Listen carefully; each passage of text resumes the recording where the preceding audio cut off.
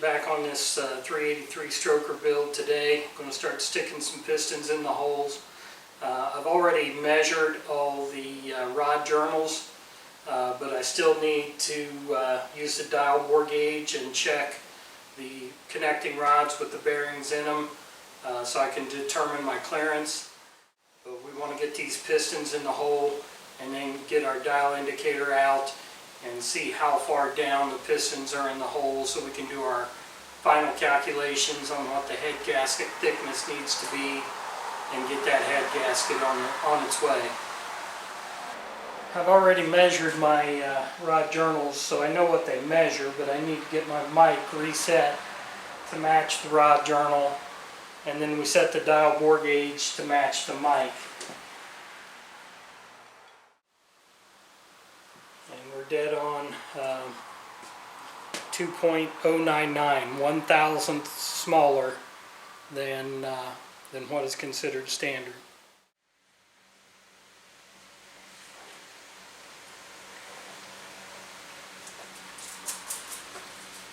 Using a clean rag and just a little bit of denatured alcohol to clean these caps before I put the bearing in.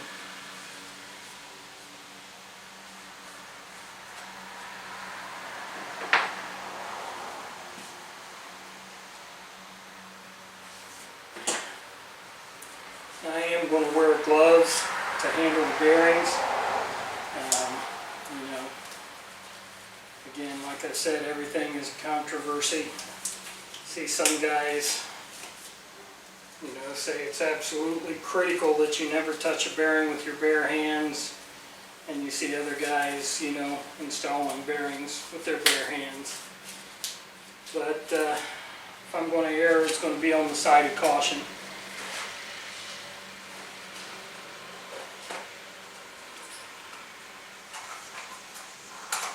These are Clevite bearings by Mali. They are marked upper and lower, and they've got a little tab on them, and that tab lines up with the tab on the actual connecting rod.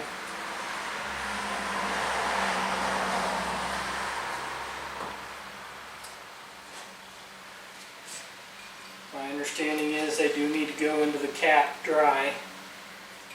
We'll put some oil on the inside edge, but the back edge should be dry to supposedly help keep from spinning the bearing. I question how long that actually stays dry before oil works its way in there, but we're going to follow the instructions.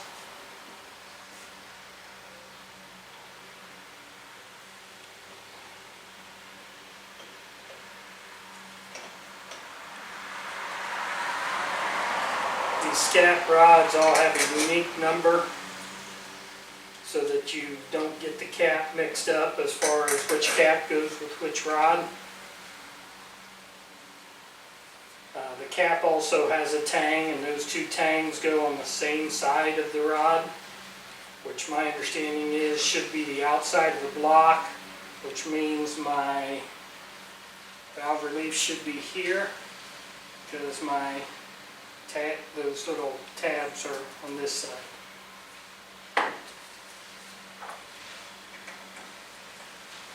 Snug these down with my finger, and then I'll have to put it in the rod vise and torque them in order to actually check my clearance.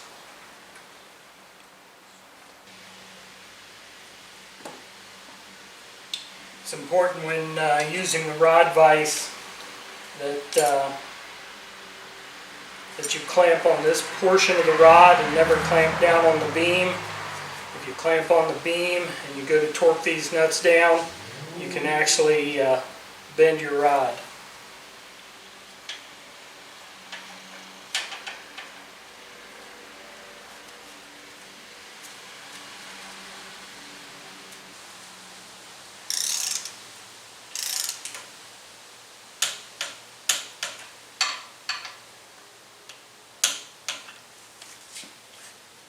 I'm going to take it up to 50 pounds.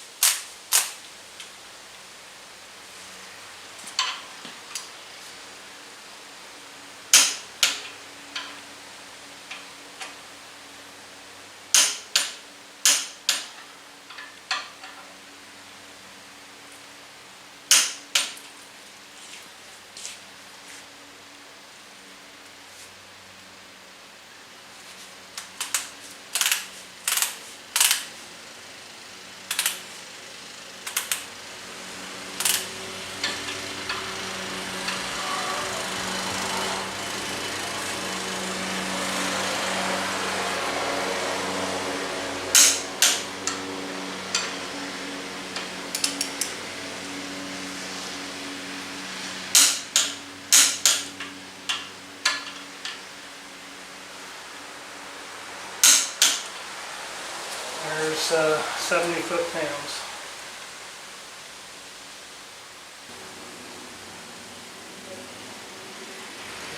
You see, I'm going to move this. Try to find the point where it changes direction. It's right there.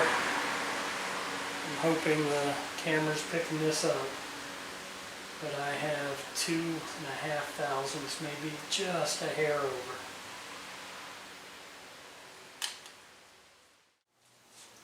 Okay, one more time I'm going to take a clean rag and wipe the cylinder out that I'm installing in with WD-40.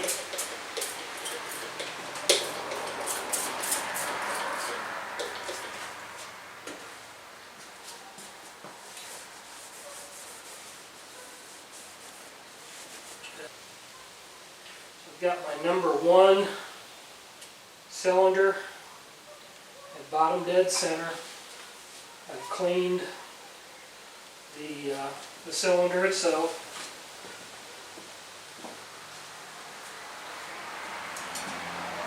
I'll check my rings one last time. They turn like they should. Make sure they're lined up where I want them.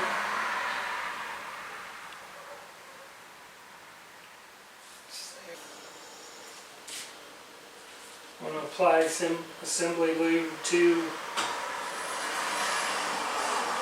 the rod journal as well as to the bearings. Just want to make sure everything is covered.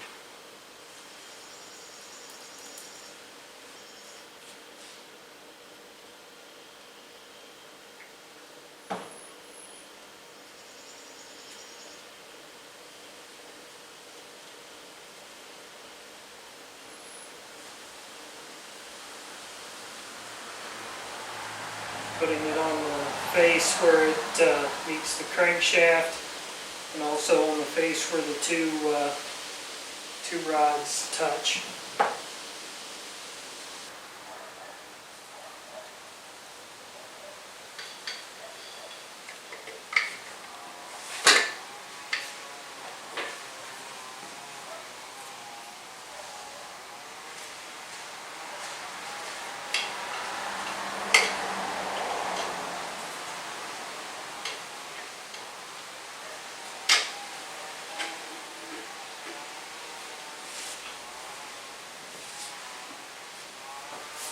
Using the rubber, the soft rubber handle, this soft hammer, to just kind of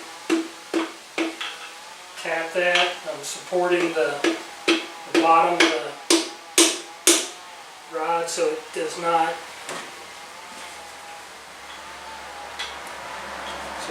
gouge my journal.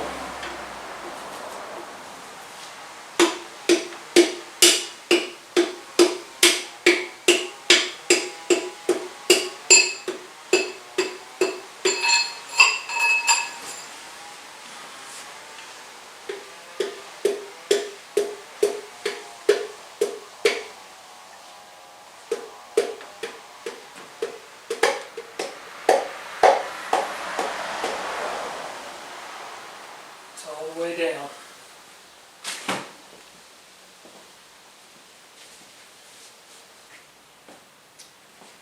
Again, on my cap, this chamfer goes towards the outside edge of the crankshaft, and that means the bearing tang is toward the outside edge of the block.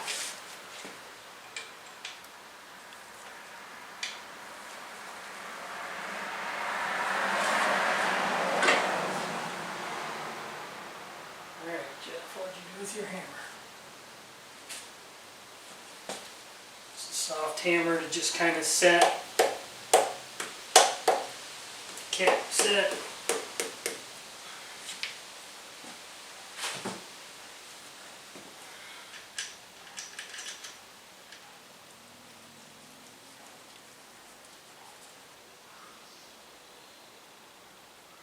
First step is 25 foot-pounds.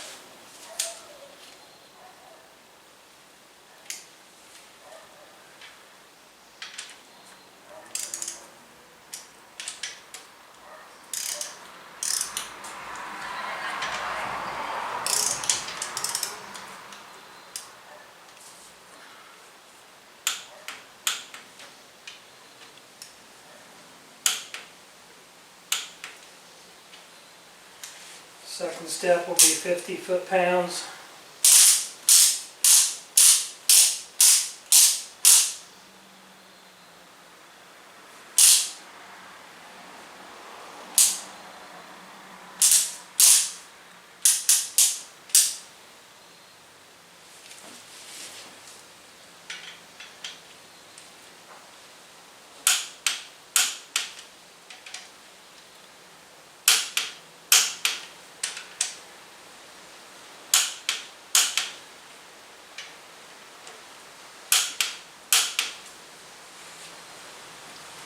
Final step will be 70 foot-pounds.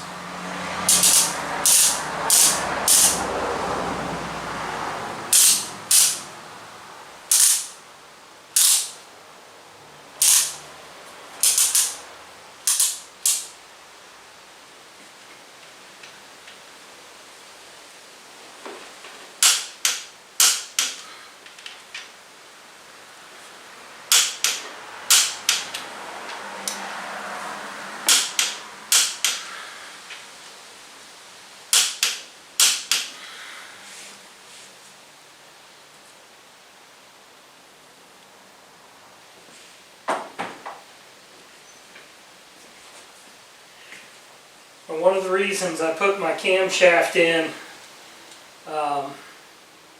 early is because this is a stroker, I have to watch for interference between the connecting rod and the camshaft. So I'm going to turn this over by hand, very gently, feel for any binding.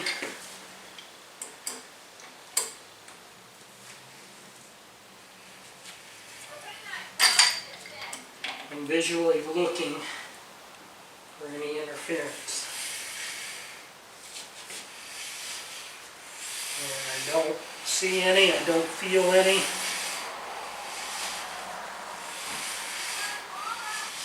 So I can move on to my next piston.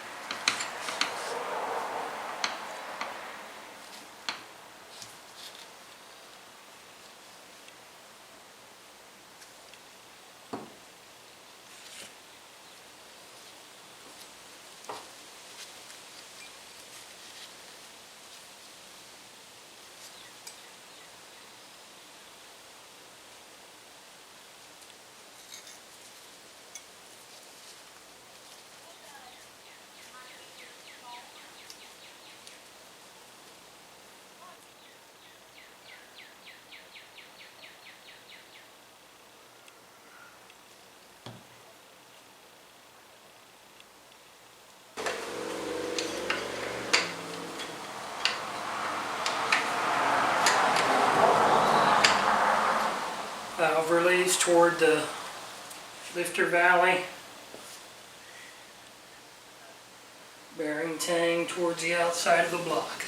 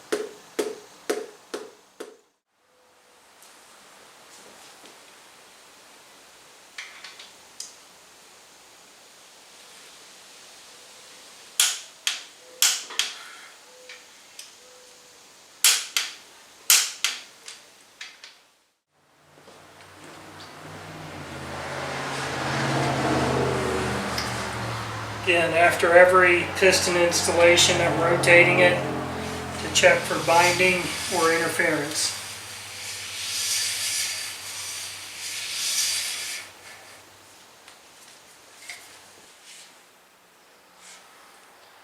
So I rotated the crankshaft both directions. Watch for where the needle stopped and changed directions. And that's where I zeroed my needle. So I've got where the top of the piston is located. Now all I need to do is move this bridge over here to my deck. And you'll see that that needle is about 2 thousandths different from the top of the piston. So my piston is about 2 thousandths down in the hole from the deck. I've checked multiple pistons and they're all coming out exactly 2 thousandths. Got the final information I need to calculate my final compression ratio. With the pistons being 2 thousandths down in the hole and a 40 thousandths thick head gasket, that's going to put my compression ratio at 11.1 to 1. If I double the thickness of the head gasket, I can get it down to 10.1 to 1. But my study has shown that even a 10.1 compression ratio using cast iron heads will probably be a problem with detonation. You know, I've said all along that this whole project was about me learning and doing this myself. And one of the things I didn't realize when I started out was that the cast heads and the compression ratio I was trying to achieve are a problem with detonation. Typically today's engines, if they're running a 10 to 1 or 11 to 1 compression ratio, they're using aluminum heads, which don't have the problem with detonation that cast iron heads do. Back in the 60s and early 70s, there were a lot of factory engines that had 10, 11, and even, I believe, 12 to 1 compression ratios, and they were using cast heads. But the difference between then and now is the gasoline. Back in the 60s and early 70s, the gasoline contained tetraethyl lead. That helped prevent detonation with the cast heads. But that started being phased out in 1975, I believe, when the mandate for catalytic converters came out, because that tetraethyl lead would clog up catalytic converters and O2 sensors. It would cause problems with those. And I believe since the mid-90s, tetraethyl lead has been outlawed in gasoline in the U.S. For automotive uses. I believe it's still used in some aviation fuel. So I've had to make a choice. And like I said, I could get a thicker gasket and get down to 10 to 1, but that's still too high. So I went ahead and ordered the 40,000 thick head gasket.